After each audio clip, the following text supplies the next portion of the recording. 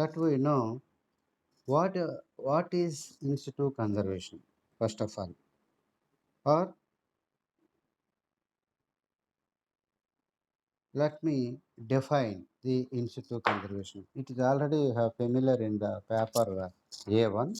In situ conservation is the method of conservation is the method of conservation where we conserve the original germplasm at their natural habitations where they naturally growing, but it is monitored by the human beings. We will monitor but we will monitor but they conserve where they are originally growing. Their original habitations only we will conserve them. We don't disturb them. We don't take them away to any outer place or a foreign place. We keep there only where they are naturally inhabited, where they are naturally growing. But we will monitor those conservation aspects. So such kind of conservation is in situ conservation, means where they are naturally growing, where they are what sites they are naturally growing, so that we call it as on-site conservation also. It is also called as on-site conservation. Why we are called it as on-site conservation? We are conserving those species or its original germplasm without disturbing or without brought them into any other place where they are growing on their own site, so that on-site conservation, this is also considered as on-site conservation. So on-site conservation and in situ conservation are one and same. So the in situ conservation methods or on-site conservation methods are of four types. The first one is, you can write it as, the first one is bioreserves. Bioreserves. Second one is national parks. National parks. And the third one is uh, wildlife sanctuaries. So this is the series, wildlife sanctuaries. And then fourth one is sacred groves and sacred rivers. These two are comes into fourth type, one type. Let we know the first type. What is the first type? What is the first type? What is the first method of in situ conservation? Bioreserves. Is it audible? My voice is audible to you? My voice is audible to you? Okay. So, uh,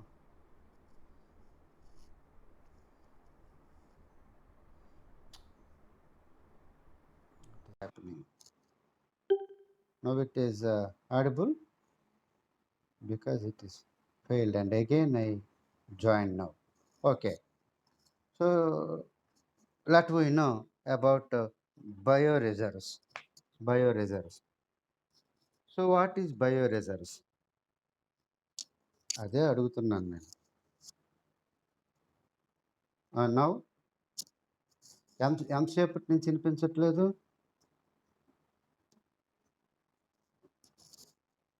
Bioreserves, biosphere reserves, biosphere reserves, biosphere reserves, not bioreserves. Biosphere reserves. Is it audible now? Okay, okay. So something happened. Biosphere reserves. So as a first method of in situ conservation, it is biosphere reserves. The concept of biosphere reserves was introduced during 1975 by UNESCO under the project of MAB. You know what is MAB? Man and Biosphere Reserves. Man and Biosphere Reserves. This is the project that was introduced or that was launched by the UNESCO in the year 1975. So it was introduced about 40 countries, 40 countries of the world, and they have established 221 biosphere reserves,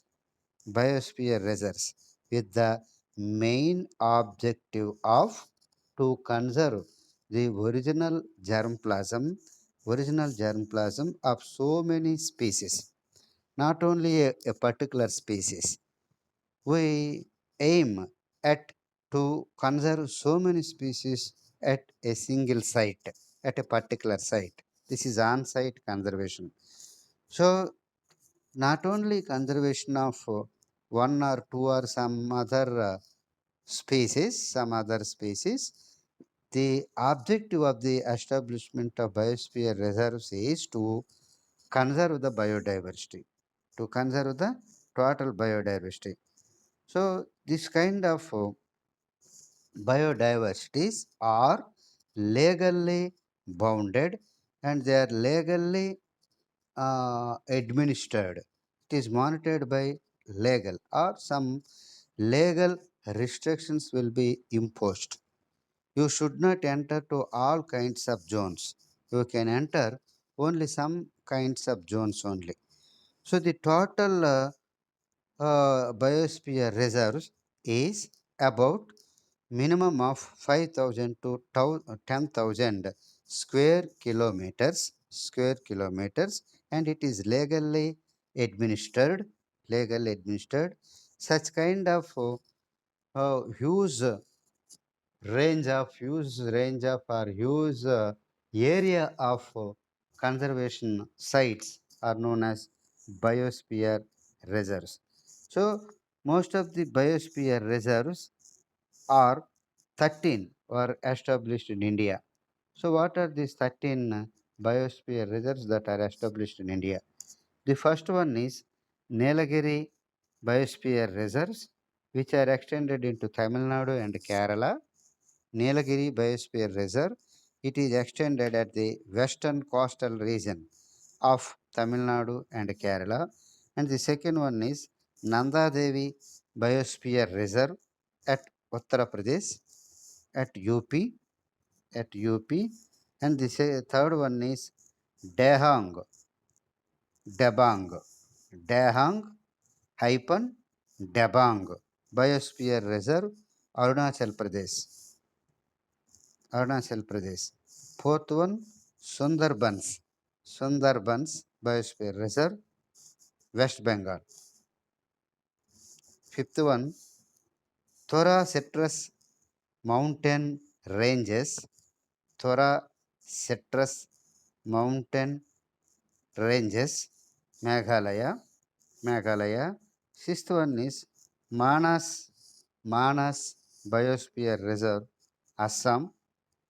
Assam. And the seventh one is Gulf of Mannar. Gulf of Mannar Biosphere Reserve, Gulf of Mannar. Again, it is at Tamil Nadu. Eighth one, Great Nicobar Islands. Eighth one, Great Nicobar Islands at Andaman and Nicobar Islands. At Andaman and Nicobar Islands. And the ninth one, Kajarango Biosphere Reserve, Gujarat. Kajarango. Kajarango Biosphere Reserve at Gujarat. 10th one, Thar Desert Biosphere Reserve. Thar Desert Biosphere Reserve at Rajasthan. 11th one, Kenya Biosphere Reserve, MP, Madhya Pradesh. MP, Madhya Pradesh. And Kanchenjunga Biosphere Reserve, Kanchenjunga Biosphere Reserve, Sikkim. Simplipal. 13th one is Simplipal Biosphere Reserve, Simplipal Biosphere Reserve at Gujarat. So these are the biosphere reserves. What are biosphere reserve? These are on-site conservation method where the germplasm is conserved at where they are naturally inhabited and they are legally bounded and legally administered. These are about 5,000 to 10,000 square kilometers in area.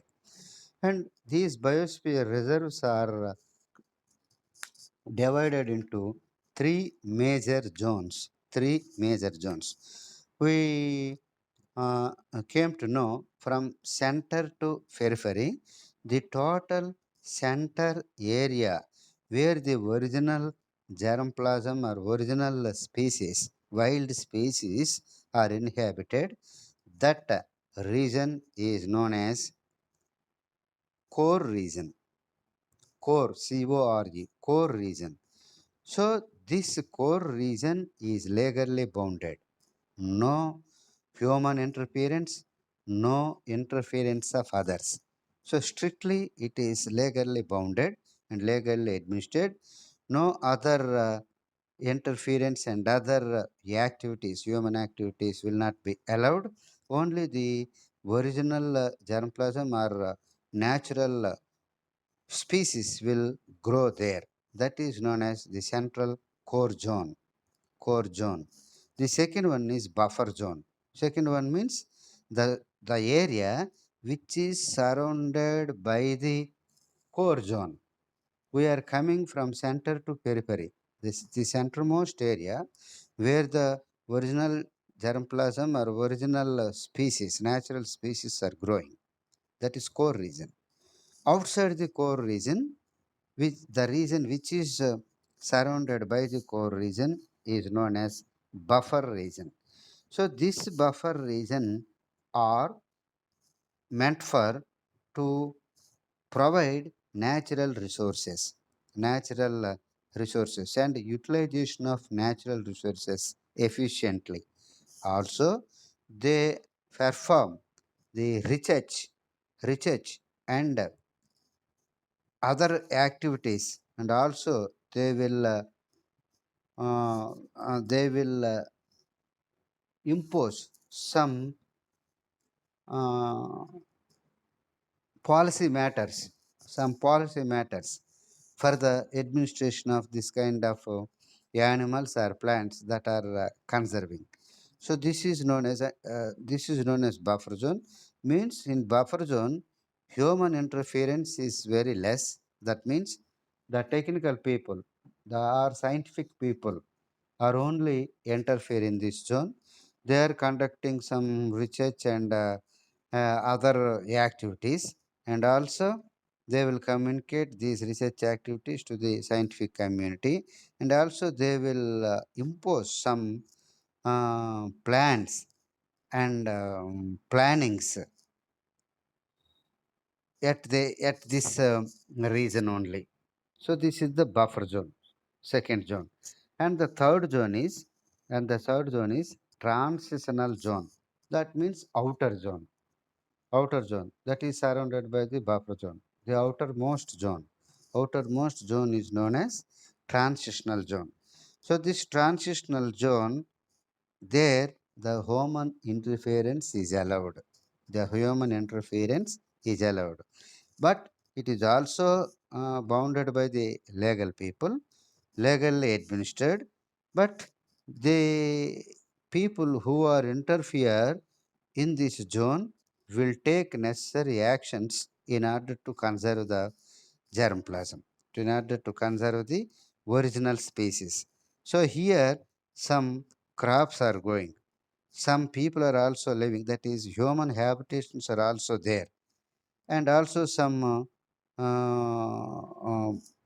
programs. What kind of programs? For our entertainment programs.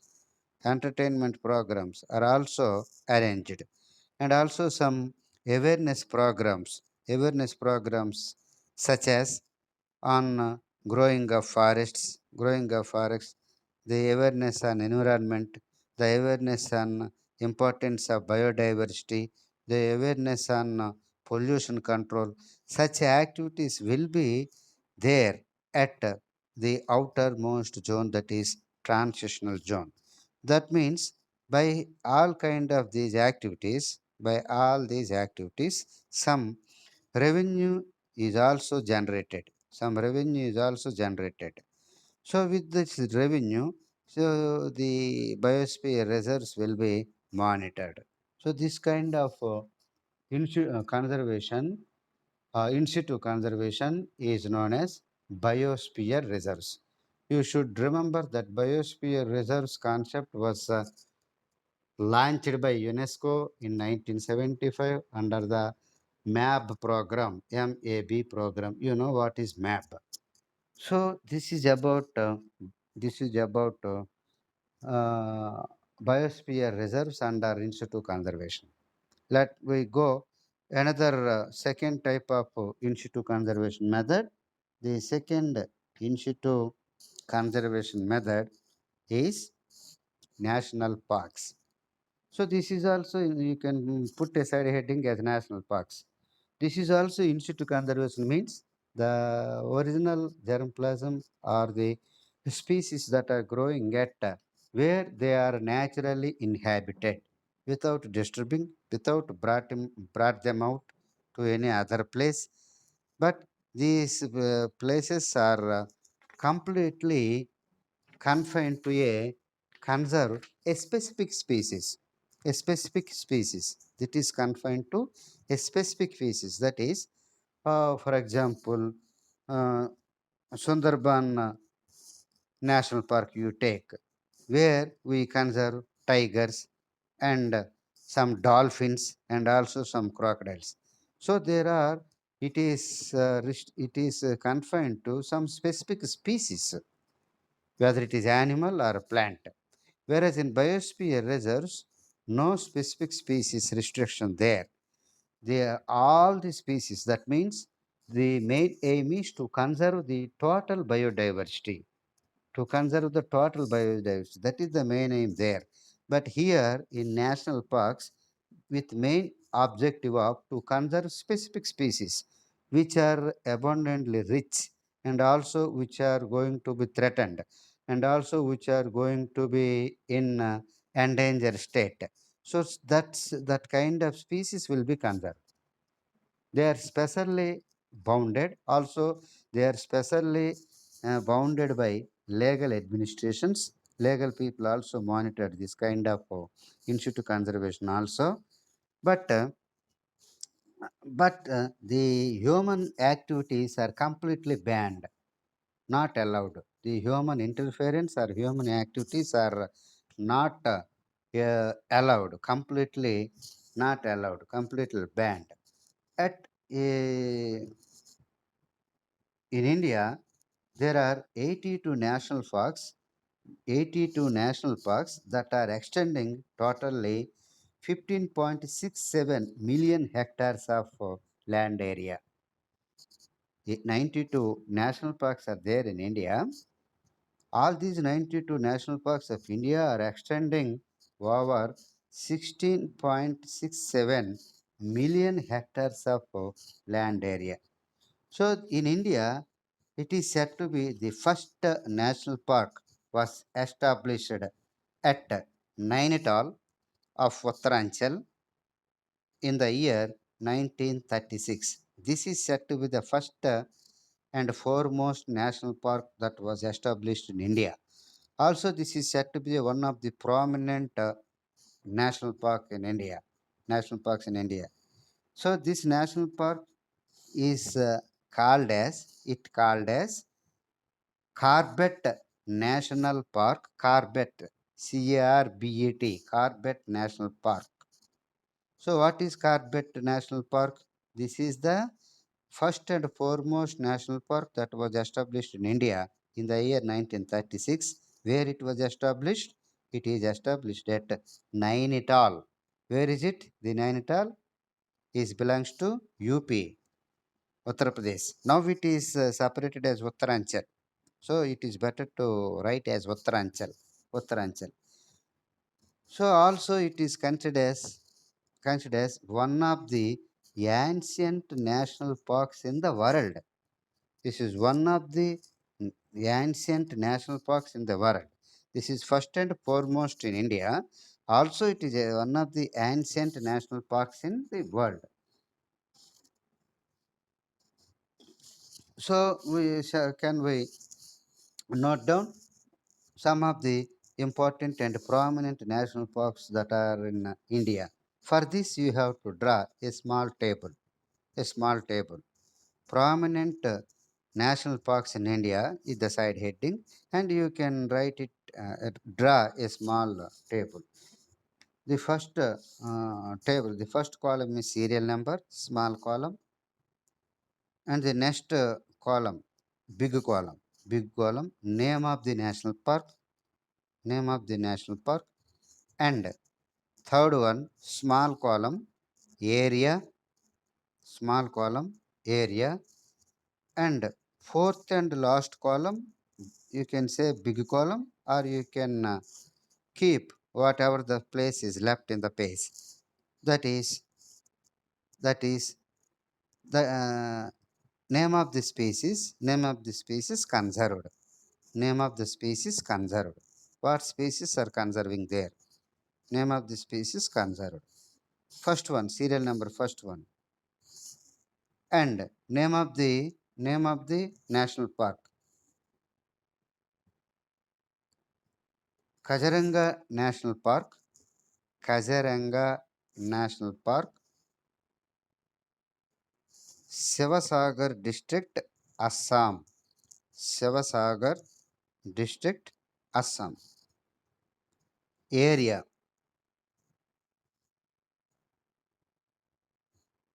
area 430 hectares. 430 hectares. Name of the species conserved: rhinoceros, rhinoceros, elephant, tiger, chatos, chatos, python, crane, crane, floricus, floricus, and forest buffalo, forest buffalo. Are you able to write, or it is becoming fast? You have write it all. Uh, then you go for second one. Number two, Sundarban National Park. Sundarban National Park, 24 Pargana District, West Bengal.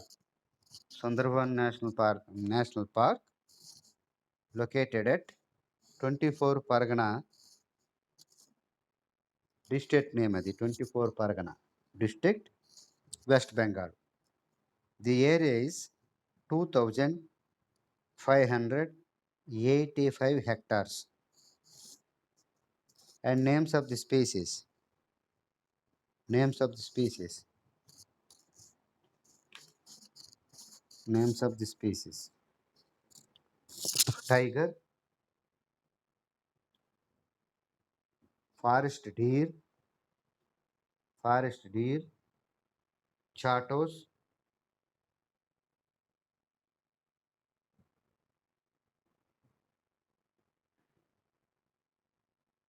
dolphin,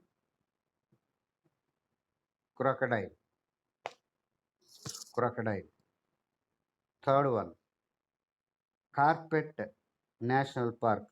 Where is it? Carpet National Park. Carpet National Park, Uttaranchal. So first and foremost, ancient national park. The area is 525 hectares. 525 hectares. Here also conserving tiger, elephant, chatos, nilgai, nilgai, sambar, crocodile, python.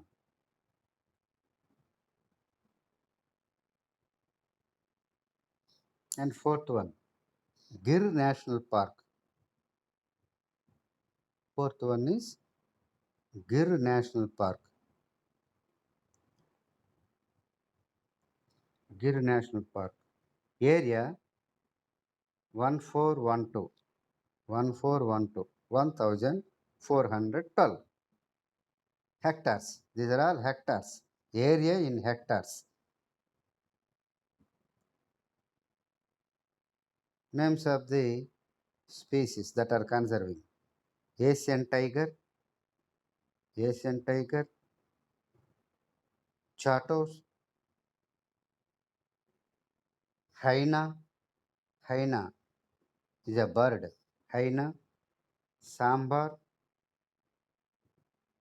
nilgai, chetal, chetal, antelope and antelope. Fifth one, Kanha National Park, Kanha, Kanha, Kanha National Park, MP, Madhya Pradesh. Area is 940, area is 940 hectares. Conserving tiger, chatos, cheetal,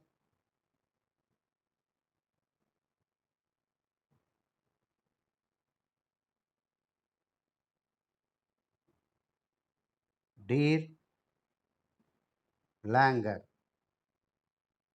langur. So this is about national parks, national parks. And the third method of in situ conservation are wildlife sanctuaries. Wildlife sanctuaries. These are also on-site conservation. That means where the germplasm or original species are naturally inhabited, so that it is also considered as on-site conservation or in situ conservation. What are wildlife sanctuaries? These wildlife sanctuaries are confined to conserve rare and endangered species. Very rare species we will conserve. It is also restricted to one or two species of livestock, one or two species of livestock where they are conserving. So this is the main aim or objective. What is the main or objective here? To conserve one or two, one or two rare and endangered species. So this is the aim of this method of conservation. This method of conservation, where the legal restrictions are very less, very less. No more legal restrictions are there. The human interference can be there. Humans can be interfere, and you can visit these wildlife sanctuaries. You can visit the wildlife sanctuaries. Human interference is also allowed. No more legal boundaries are circumferenced. So here, some of the examples for this wildlife sanctuaries is: first one, Annamalai Wildlife Sanctuary. Annamalai Wildlife Sanctuary. This Annamalai Wildlife Sanctuary is extend about 958 square kilometers, not hectares here. You can notice that these are the square kilometers in area. 958 square kilometers, which are confined to conserve elephants and tiger. Also, forest pig. Forest pig. These are the species which are conserving there at Annamalai Wildlife Sanctuary. Wildlife Sanctuary. So where it is located? It is located at Western Ghats of Tamil Nadu. Western Ghats of Tamil Nadu. And the second one, Jaldapara. Jaldapara Wildlife Sanctuary. Jaldapara Wildlife Sanctuary. The area of this Jaldapara Wildlife Sanctuary is 115. 115.5 square kilometers. It is located at Jaldapara, is the district headquarter of West Bengal. For example, Srikakulam. Srikakulam is the district headquarter of the Srikakulam district. Likewise, this Jaldapara is one of the districts and district headquarter of West Bengal. West Bengal, where this uh, rhinoceros, chatos, uh, barking deer అంటే sound చేస్తుంది అనమాట, అరుస్తుంది. దాన్ని barking అంటారు. Barking deer అంటే అరిసే deer, barking deer. So barking deer and forest buffalo are conserving here. And the third one, Nagarjuna Sagar Wildlife Sanctuary. Nagarjuna Sagar Wildlife Sanctuary. So this Nagarjuna Sagar Wildlife Sanctuary, just wait 1 minute.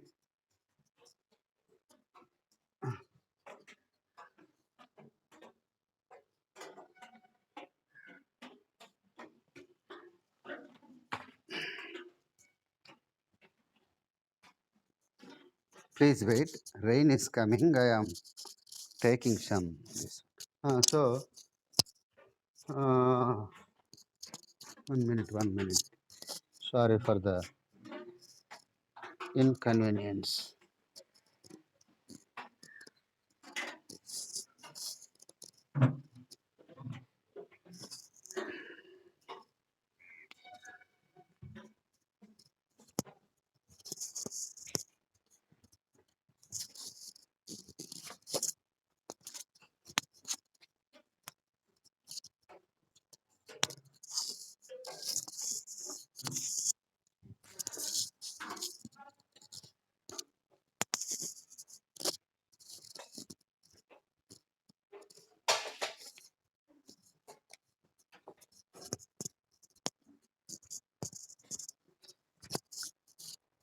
Okay, my dear students, let me continue.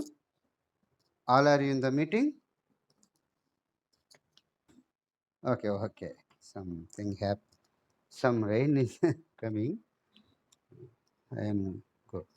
So this Nagarjuna Sagar Wildlife Sanctuary is located in our Andhra Pradesh at Guntur district. With the area of 2,950, very large wildlife sanctuary. 2,950 square kilometers, where this deer, bears, jankalu, lelu, deers and bears, also water birds, some water birds are also conserving here. Sri Nagarjuna Sagar Wildlife Sanctuary. And D or 4, you can assign number any like, no problem. That is Chelka Lake Wildlife Sanctuary. So this Chelka Lake is situated at Orissa. It is very near to our Andhra Pradesh. It is the border of Orissa and Andhra Pradesh. You can see, if you go by train to Bhubaneswar or Orissa, you can see that Chelka Lake. The Chelka Lake is nothing but it is an extending part of from the Bay of Bengal. Usually lakes are freshwater lakes, but it is saltwater lake because of the water is entering. The water is entering from the Bay of Bengal into this lake. So where you can find different kind of flora and fauna is growing in Chilka Lake. So Chilka Lake is also circumferenced by a or it is designed as one of the wildlife sanctuaries, where it is uh, where some kind of birds and water birds are being conserved, and it is said to be, it is a naturally formed wildlife sanctuary. It was not organized by the human being. Later, it is monitored by the human beings, but it is natural, one of the natural wildlife sanctuaries in the world.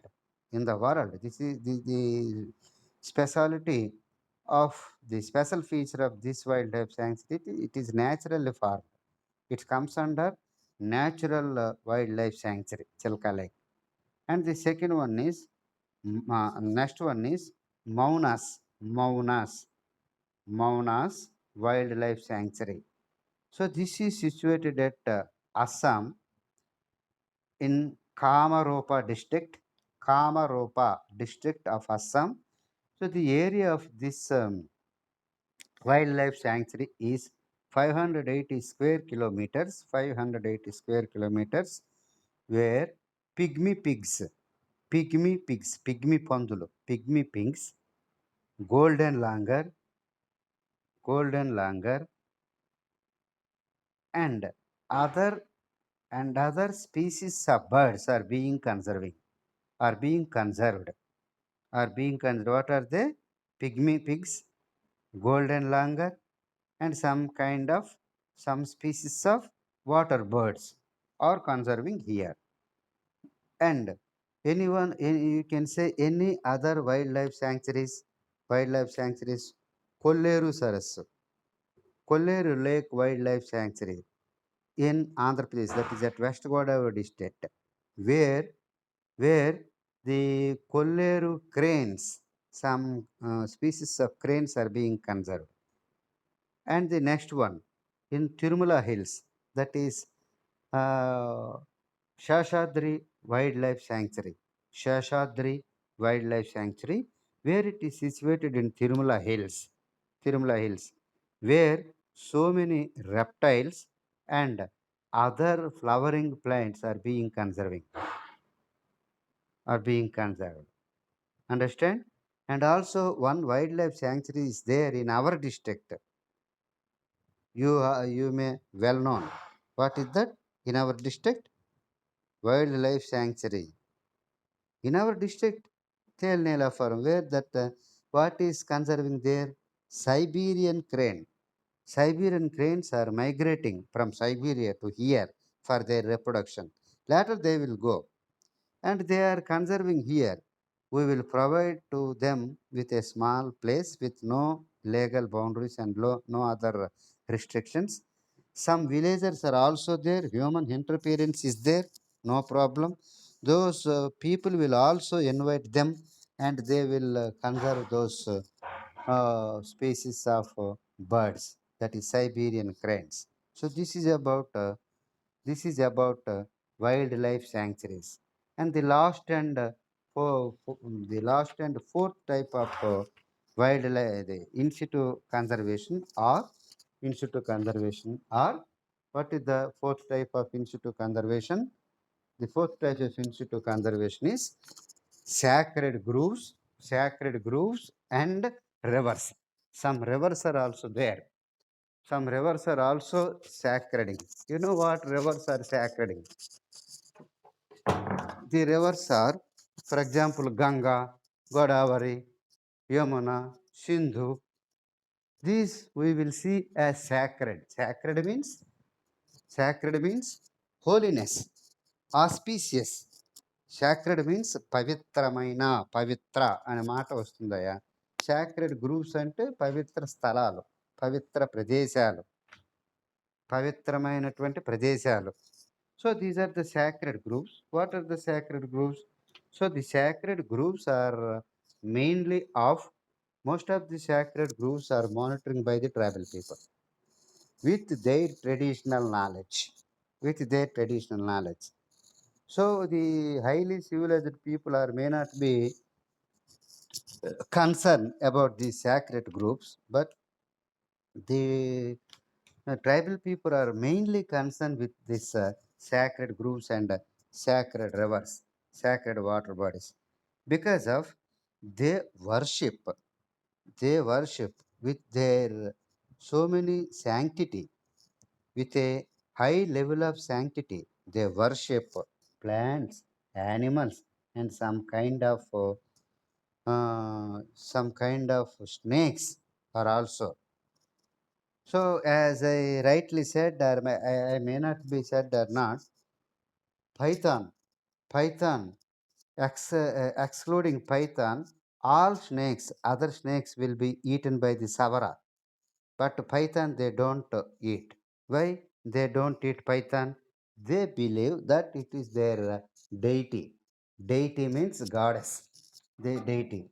So they consider some plants, some animals as their deities, gods, and goddesses, and they conserve with high level of interest, and they never cut them, and they never disturb them. They will, by resultately they will grow, and they are being conserving. They are being conserving because of their interest for their worship, and they believe if they create any harm to those plants or animals, they will be punished by the god. The god will punish them. So this is their main belief. So they don't cut that kind of plants, and that they don't disturb any that kind of animals. Even you see highly civilized people, we worship cow. We worship cow, believing that as Kamadhenu. So the disturbing of the cow is considered as a great sin by our societies. So the Hindus are worship this cow, and they feel it as goddesses. If any disturbance or any harm to create those that kind of animals, it is become very sin. So likewise, we are conserving so many. Also, we worship snakes, not only small snakes. We worship very big snakes like cobras during Nagulu Saviti. Also, we worship. So, besides this worshipping snakes, there is a secret that conservation of biodiversity. Conservation of biodiversity. So these snakes, especially these cobras, are very useful to croppings. Useful to croppings. They will eat some rats and other animals which are harm to crops. So this is also nothing but the conservation of biodiversity. So that we will worship all these plants and animals. So some of the examples and the characteristic features of these uh, sacred groups. You can see the most of the sacred groups are associated with religious beliefs, and also associated with the traditional knowledge. So the tribal people will not allow any kind of hunting, any kind of collection of firewood, hunting, or any collection of forest produce are also banned by themselves. If they collect like this, it will become harm to them. So this is their main belief.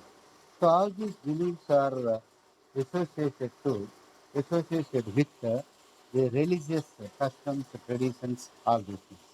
This is the first feature of the sacred groves.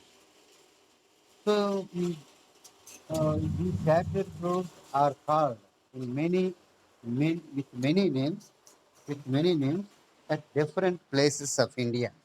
For example, we will see some examples. These sacred groves are called, or the sacred groves are named in different ways in different states and different areas of India.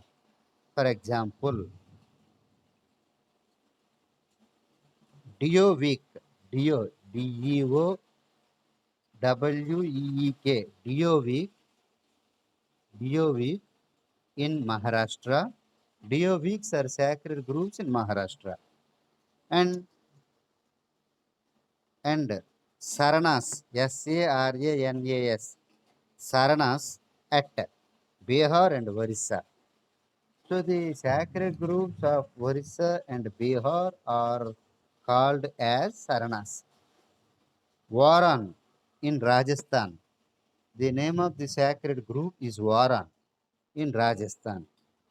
It is called by the local tribals, local people, where they are worshipping. Kavu, Kavu at Kerala and Tamil Nadu. Kavu at Kerala and Tamil Nadu. Deep, Deep at Madhya Pradesh. Deep at Madhya Pradesh. Demorally, Demorally at Darjeeling. Demorally at Darjeeling. Meghalayalo, in Meghalaya, Lakyatang, Lakyatang. The name of the sacred group is Lakyatang in Meghalaya. Simply in Andhra Pradesh, Pavitra Vanalu in Andhra Pradesh. So these are the some of the names of sacred groups in India. So most of the sacred groups are consists of endemic species. Endemic species. So these are endemic to that area. You know what is endemic? What is endemic? Yesterday itself, yesterday or before yesterday, we learned about this endemism and endemic species. So most of the species that are growing in sacred groups are belongs to endemic. So that is the next feature of the sacred group. So we worship the some plants as sacred groups. Those are Ficus racemosus, Ficus racemosa, Ravi, Azadirachta indica, Neem, and Asimum sanctum, Tulsi. So you know the Tulsi is worshipping at every house of Hindus. And also this Neem is also worshipped by Hindus. We don't create any harm to Neem. So there is a small proverb regarding name. వేసినప్పుడు వేప మొక్క కొట్టేటప్పుడు అది అమ్మవారు అవుతుంది అని. దాన్ని అమ్మవారుగా మనం భావించి దాన్ని ఎప్పుడు వేప చెట్టుని ఎవడు కొట్టడానికి ఇష్టపడడు హిందూ అనేవాడు. Because it is the image of అమ్మవారు or goddesses of Hindus. So likewise, everywhere you can see at everywhere in premises of temples, you can see this Ficus religiosus, Ravi Chettu. It is also worshipped. Some of the worshipping, and also some Jujifera. This is uh, this is also worshipping. This is also worshipping like that. So this, uh, for example, in Rajasthan, uh, Prosophis julifera, Prosophis Prosophis julifera, జమ్మి చెట్టు అంటాం మనం, జమ్మి చెట్టు. So this Prosophis julifera and acacia trees, acacia tomma trees are worshipped in Rajasthan. In Rajasthan, we have some stories in our myths in Mahabharata. The julifera, Prosophis julifera, జమ్మి చెట్టు, during the Ajnatavasa of Pandava, all their instruments, all their weapons were kept within this tree only. After completion of their Ajnatavasa, that is during the Uttara Grograhana. By the time of Uttara Grograhana, Arjuna got again those weapons from Prosophis julifera. So the process of Jilipera is also worshipped during Dasara region of both Telugu states, Andhra Pradesh and Telangana. Andhra Pradesh and Telangana. So this is also worshipped in Rajasthan. Understand? And you can see most of the herbal drugs, most of the herbs that are places for the these sacred groves. Or the sacred groves. The sacred groves are motherlands for most of the herbal drugs such as Strychnos naxavanica. Strychnos naxavanica. What is Strychnos naxavanica? ముషిడి చెట్టు ముష్టి చెట్టు అంటారు విన్నారు ఎప్పుడైనా చిన్నపిల్లలు పద్మ స్ట్రిక్నస్ నక్సవామిక యొక్క seeds ఊరుల్లో తెచ్చి మందులో అమ్ముతారు ఆ పిక్కలను అనమాట చిన్నపిల్లలకి చేదులో మరగపెట్టి పడతారు ఆ ప్రాక్టీస్ ఉన్నదో ఇప్పుడు మానేశారు ఇప్పుడు అవన్నీ ఆవిడ చేస్తున్న డేటింగ్ చేయట్లేదా మీ బాబు చేయలేదా so this is strychnos nux vomica విషముష్టి అని ముష్టి అని ముషిడి అని కూడా అంటారు so seeds of strychnos nux vomica are medically important. They have vast medicinal importance. But the pulp of the fruit is very poisonous. If we take 1 or 2 grams of the pulp of the fruit of Strychnos naxavanica, he will die. But the seeds have the medicinal values. The seeds have medicinal values, but not fruit pulp. So that is important here. అందుకే దానికి విషముష్టి అనేటువంటి పేరు వచ్చింది తెలుగులో స్ట్రిక్నస్ నక్సవామిక and జిమ్నిమా సిల్వెస్ట్రే this Gymnema sylvestre yesterday or before yesterday it came. It is used for the control of diabetic. The leaves of this Gymnema sylvestre, this belongs to family Asclepiaceae. This is small herb, very sweet in their taste. So this is a very good diabetic plant, Gymnema sylvestre and Staculia urens. Staculia urens. So these are the some of the medicinal plants that are growing within the sacred grove.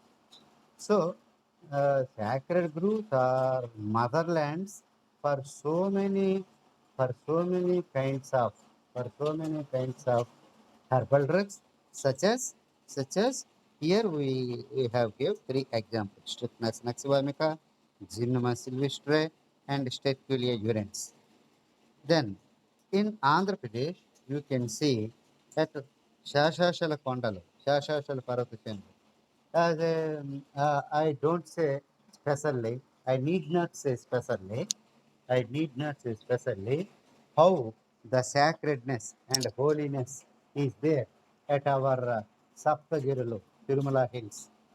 So those 7 hills are nothing but the images of our goddess Venkateswara Swami or